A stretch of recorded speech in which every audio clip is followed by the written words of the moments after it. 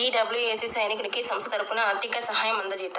రాజన్న సిరిసిల్ల జిల్లా వేములవాడ మండలం మట్టెంల గ్రామంకు చెందిన జీడబ్ల్యూఏసీ సీనియర్ సైనికుడు గడ్డం గంగారం గారు గత నెల క్రితం పక్షవాతం బారిన పడి ఇప్పుడు ఇంటి దగ్గరే కోలుకుంటున్నాడు.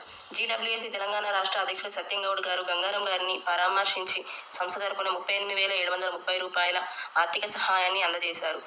జీడబ్ల్యూఏసీలో గత 10 సంవత్సరాలుగా తన తోటి కార్మికులకు అందిస్తున్న సేవలు మరవలేనిది అని, గంగారం గారు తొందరగా కోలుకొని ఆనందకర జీవితాన్ని గడపాలని ఆకాంక్షించారు. ఈ కార్యక్రమంలో జీడబ్ల్యూఏసీ తెలంగాణ రాష్ట్ర అధ్యక్షుడు సత్యంగౌడ్ గారు, ఉపాధ్యక్షుడు సముద్రాల తిరుపతి గారు, ప్రధాన కార్యదర్శి చిట్ల మధు గారు, గౌరవ ఉపాధ్యక్షులు బిజిలి దేవన్న గారు, జీడబ్ల్యూఏసీ జగిత్యాల జిల్లా అధ్యక్షులు కొండ సదాశివ గారు, కార్యదర్శి కల్లడ నరసింహారాజు గారు, జీడబ్ల్యూఏసీ సౌదీ తాబు కోఆర్డినేటర్ బిజిలి పరశురాం గారు, గౌరవ సలహాదారుడు ఏడెల్లి ప్రసాద్ గారు మరియు గౌరవ సభ్యులు పాల్గొన్నారు.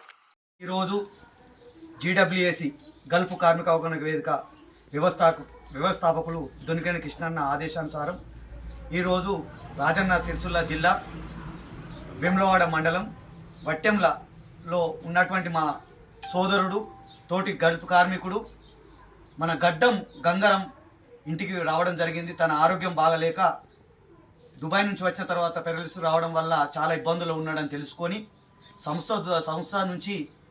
సంస్థ ఆదేశాలు మేము ఈరోజు వచ్చి మా తోటి గల్ఫ్ కార్మికుడిని మేము కలుసుకోవడం జరిగింది. తన బాగోగులు తెలుసుకోవడం జరిగింది.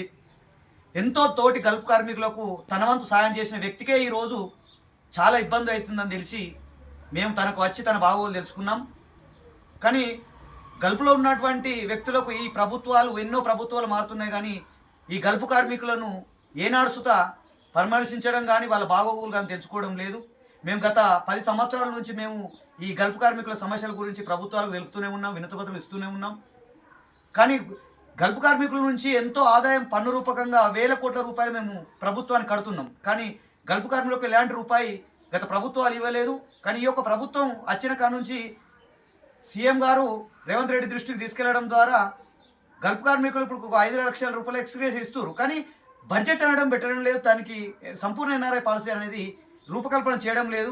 కనీసం ఇప్పుడన్నా రేవంత్ రెడ్డి గారు దయచేసి మీరు చనిపోయిన కుటుంబాలకు 5 లక్షలు ఇస్తారు, కానీ అది బడ్జెట్ రూపకంగా పెడతలేరు. ఒక బడ్జెట్ పెట్టి మా గల్ఫ్ కార్మికులను ఆదుకోవాల్సిందిగా ఈ సంస్థ ద్వారా మేము వినతి చేసుకుంటున్నాం. జై ఎన్ఆర్ఐ పాలసీ.